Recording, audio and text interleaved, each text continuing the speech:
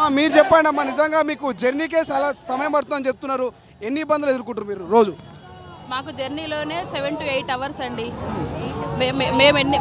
మేము మార్నింగ్ డ్యూటీకి వెళ్ళాలంటే 3 o'clock లేవాలి. 3 o'clock లేస్తే మేము 4:30కి బస్ ఎక్కితే 8:30కి అక్కడ దిగుతాం. మళ్ళీ డ్యూటీ చేసుకొని మళ్ళీ రిటర్న్ వస్తారు నైట్ 8. అప్పటి వరకు ఇంట్లో పిల్లలు తిన్నారా తెలియదు, ఉన్నారా తెలియదు, ఏమవుతున్నారో తెలియదు. చిన్న చిన్న పిల్లలు ఎన్ని రోజులని జర్నీ చేస్తాం.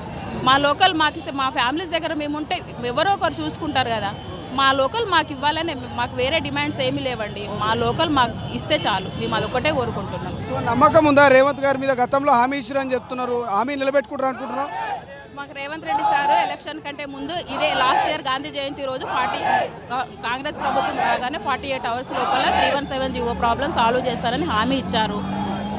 ఇప్పటికైనా మా ఇచ్చిన హామీ నిలబెట్టుకోవాలని మేము కోరుకుంటున్నాము. నిలబెట్టుకుంటారనే నమ్మకంతోనే ఇన్ని రోజులు వెయిట్ చేసినాము. ఇప్పటికైనా పలానా డేట్ వరకైనా చేస్తానన్న ఒక నమ్మకం మాకు కలిగించాలని మేము కోరుకుంటున్నాము. ఎంతమంది ఉండే అవకాశం ఉంటారు మొత్తం 317 బాధితులు? మేము ఒక 20,000 కంటే ఎక్కువనే ఉంటాం సార్. డిపార్ట్మెంట్ వైజ్గా ఉంటారు. Medical department, educational department, home ప్రతి డిపార్ట్మెంట్లో ఉన్నారండి. ఈ డిపార్ట్మెంట్లో లేరు అన్నది ఏమీ లేదు. ప్రతి డిపార్ట్మెంట్లో 317 బాధితులు ఉన్నారు. మీ డిపార్ట్మెంట్ హెల్త్ లేకపోతే ఎడ్యుకేషన్? ఇప్పుడు ఇక్కడ మేము ప్రజెంట్ అయితే హెల్త్ డిపార్ట్మెంట్, ఇక్కడ వెనకాల ఉన్న వాళ్ళంతా ఎడ్యుకేషనల్ డిపార్ట్మెంట్లు, అన్ని డిపార్ట్మెంట్ వాళ్ళు వచ్చారు ఈరోజు. శాంతియుతంగా ర్యాలీ చేసుకొని మా ప్రాబ్లమ్స్ మాకు ఏదో ఒక హామీ ఇవ్వాలని అడగడానికే మేము వచ్చాము. అంతేగాని మాకు ఎవరి మీద ఎలాంటి దురుద్దేశం లేదండి. మాకు ఒక హామీ ఇస్తే మేము వెళ్ళిపోతాం. మేము గవర్నమెంట్ ఎంప్లాయీస్, మేము ప్రభుత్వానికి సేవ చేసే వాళ్ళమే. మా లోకల్ మాకు పంపిస్తే చాలు, మాకు అది ఒకటే. అంతకంటే మించి ఇది మొత్తం మీద మేము ఎక్కడనో మాకు ఉద్యోగం అక్కడ. అమ్మ మీరు చెప్తారేమన్నా మాట్లాడతారా? అది 317 జీవోలో ఖమ్మం అండి, మాది ప్రాపర్ ఖమ్మం. ఖమ్మం నుంచి వచ్చి ఏ department?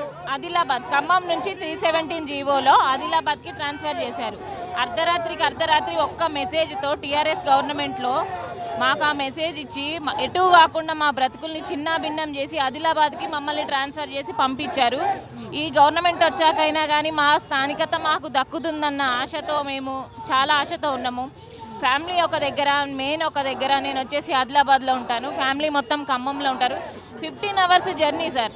Khammam to Adilabad 15 hours journey. Monthly ఒక 2 సార్లు వెళ్తాం ఇంటికి. మా పరిస్థితి ఏంటి? సబ్ కమిటీ అని చెప్పనేసి సబ్ కమిటీ మీటింగ్ పెట్టారు. కానీ ఆ మీటింగ్ వల్ల ప్రతిసారి మీటింగ్ పెట్టిన ప్రతిసారి మాకు ఏదో జరుగుతుందని చెప్పని మేము చాలా హోప్స్తో ఉంటున్నాం. కానీ ఆ మీటింగ్ వల్ల కూడా ఏమీ మాకు జరుగుతుందని చెప్పనేసి అనిపించట్లేదు సార్. లాస్ట్ ఇయర్ కూడా ఇదే టైంకి రేవంత్ రెడ్డి సార్ చెప్పారు, గాంధీ భవన్ సాక్షిగా కాంగ్రెస్ గవర్నమెంట్ వస్తే 48 గంటల్లోగా మీ సమస్య పరిష్కరిస్తామని చెప్పారు. కానీ ఇంతవరకు ఎట్లాంటి మేము రేవంత్ మాట తప్పిన అనుకోవచ్చా? మాట తప్పడం అనేది కాదు సార్. మేము చాలా మంది మినిస్టర్స్ని కలిసాము, సీతక్క గారిని కలిసి ఏమన్నారు, ఆల్రెడీ గవర్నమెంట్ దృష్టిలో ఉన్నది, ఇది చేస్తామని చెప్పారు. హెల్త్ మినిస్టర్ని చాలాసార్లు కలిసాము. హెల్త్ మినిస్టర్ని కలిస్తే చేస్తాము ఇదే మాట సార్. ఇప్పటికీ 2.5 years అవుతుంది. చిన్న పిల్లలు ఉన్నారు, వాళ్ళు ఒక దగ్గర, మేము ఒక దగ్గర.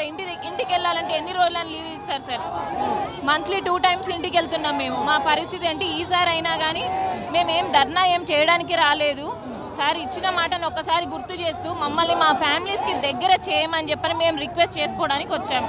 ధర్నా అట్లాంటిది ఏం లేదు. మేము రిక్వెస్ట్ చేసుకోవడానికి వీలైనంత తొందరగా మా ప్లేస్కి మమ్మల్ని పంపించామని చెప్పని మేమందరం వచ్చాము, అంతే. అసలైన తొలి వెలుగు. ఫాలో వాట్సాప్ @తొలి వెలుగు official.